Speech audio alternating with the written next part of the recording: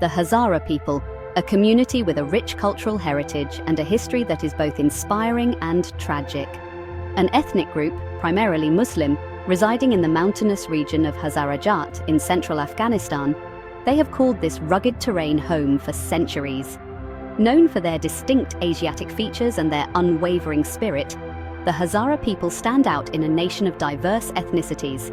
Yet their history is a tapestry woven with threads of persecution and suffering, a narrative that has been largely overlooked by the world. For centuries, the Hazara people have endured unimaginable hardships, often being forced to flee their homes in search of safety. They have faced discrimination, violence, and oppression at the hands of various regimes and extremist groups. Their story is one of resilience, but also one that demands attention and action from the global community. The world needs to know about the silent genocide being waged against them, a systematic attempt to erase their existence. The Hazara people have long been marginalized within Afghanistan, often treated as second-class citizens. Their distinct physical appearance and Shia Muslim faith have made them targets of prejudice and violence, setting them apart in a predominantly Sunni Muslim country. Despite facing constant threats, they have clung fiercely to their identity and culture, celebrating their heritage with pride. They speak Hazaragi, a dialect of Persian, and their traditions are a rich blend of Persian and Central Asian influences, reflecting their unique place in the cultural mosaic of Afghanistan. Their history is a testament to their strength and their unwavering spirit in the face of adversity, a story of survival against all odds. But their resilience has been tested time and again, as they continue to face new challenges and threats. The Hazara people have been subjected to a campaign of systematic persecution and violence that has spanned over a century, a dark chapter in human history. This campaign, often unrecognized by the international community, has all the hallmarks of a genocide, a slow, silent extermination of a people based solely on their ethnicity and religion, a crime against humanity that demands justice. It is a painful and heart-wrenching narrative that needs to be told, a story that cries out for recognition and action. The world must understand the plight of the Hazara people and stand in solidarity with them in their struggle for survival and dignity. We must break the silence and shine a light on the atrocities they have endured for far too long, bringing their story to the forefront of global consciousness. Their story is not just a historical account of suffering, but a stark reminder of the urgent need for action and justice, a call to the world to stand up against oppression and support the Hazara people in their quest for peace and equality. The late 19th century marked a dark turn in the history of the Hazara people, a time that would forever alter their fate and identity. This period saw the rise of Abdul Rahman Khan, the Emir of Afghanistan from 1880 to 1901, a ruler whose name would become synonymous with tyranny and oppression. He harbored a deep-seated prejudice against the Hazaras and viewed them as a threat to his rule, a sentiment that would drive his brutal policies. His reign ushered in an era of systematic persecution and violence against the Hazara people, setting the stage for the ongoing genocide that has plagued them for generations. Abdul Rahman Khan, driven by a desire to consolidate his power and create a more homogeneous Afghan state, embarked on a brutal campaign targeting the Hazaras, aiming to erase their presence and influence. He saw their distinct culture, language, and Shia Muslim faith as obstacles to his vision of a unified Afghanistan, a vision that left no room for diversity or dissent.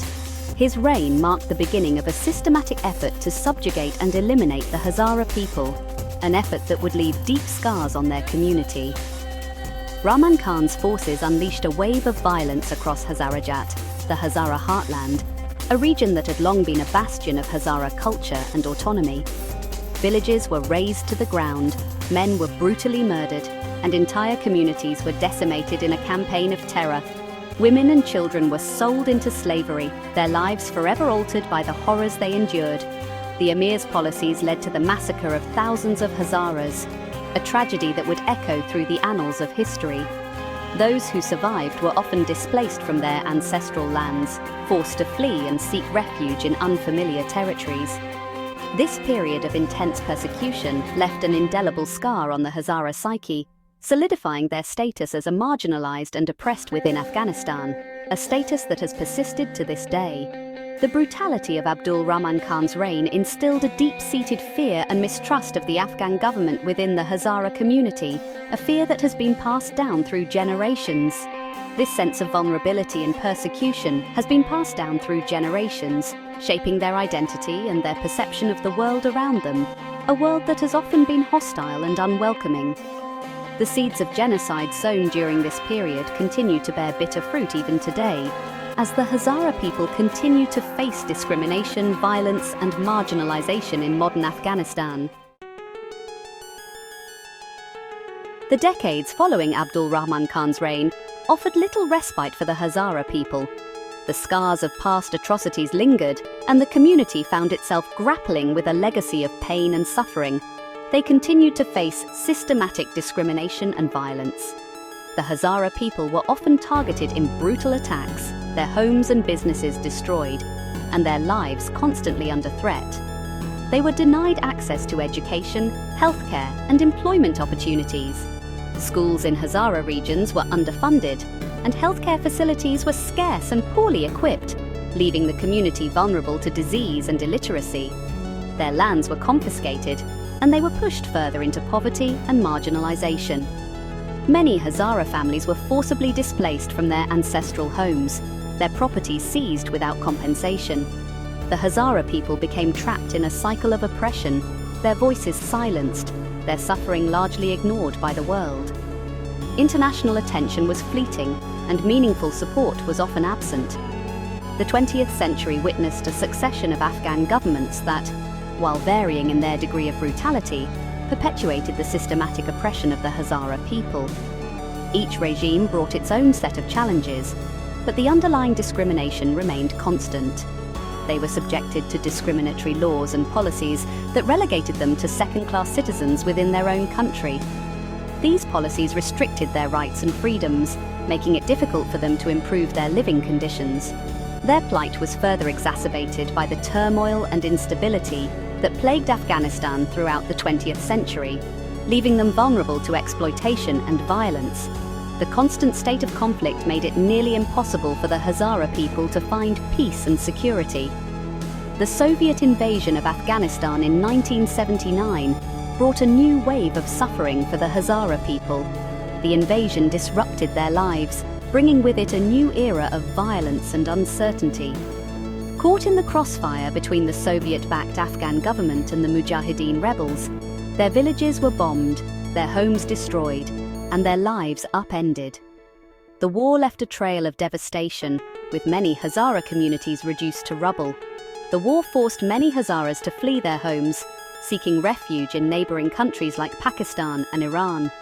These refugees faced harsh conditions, often living in overcrowded camps with limited access to basic necessities. Despite the hardships they endured, the Hazara people never lost their spirit or their determination to preserve their identity. They continued to celebrate their cultural traditions, holding on to the customs and practices that defined their community. They clung to their language, their culture, and their faith, finding strength in their shared history and their unwavering sense of community. Religious ceremonies and language classes became vital in maintaining their heritage. However, their resilience would be put to the ultimate test with the rise of the Taliban. The Taliban's harsh rule brought new levels of persecution, targeting the Hazara people with renewed ferocity and further threatening their existence. The mid-1990s saw the emergence of the Taliban, a radical Islamic group that seized control of Afghanistan. Their ascent to power marked a terrifying turning point in the plight of the Hazara people. The Taliban, with their extremist ideology and deep-seated hatred for the Hazara Shia Muslims, unleashed a reign of terror that plunged the community into a nightmare. The Taliban's ideology, rooted in a fundamentalist interpretation of Sunni Islam, deemed the Shia Hazaras as heretics deserving of persecution. This ideological hatred fueled a systematic campaign of violence and oppression aimed at eliminating the Hazara people.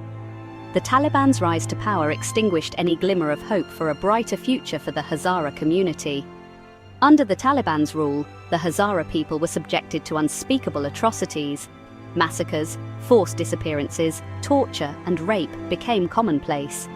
The Taliban imposed strict restrictions on their religious practices, banned their language and culture, and denied them access to education and healthcare. The Hazara people were trapped in a living hell, their cries for help largely ignored by the international community. The world watched in horror as reports emerged of the Taliban's systematic brutality against the Hazara people. The massacre of thousands of Hazaras in Mazar-e-Sharif in 1998, following the city's capture by the Taliban, sent shockwaves across the globe. The world was forced to confront the horrific reality of the genocide being perpetrated against the Hazara people. Hey, you made it to the end. Don't forget to subscribe, like, comment, and share. See you next time.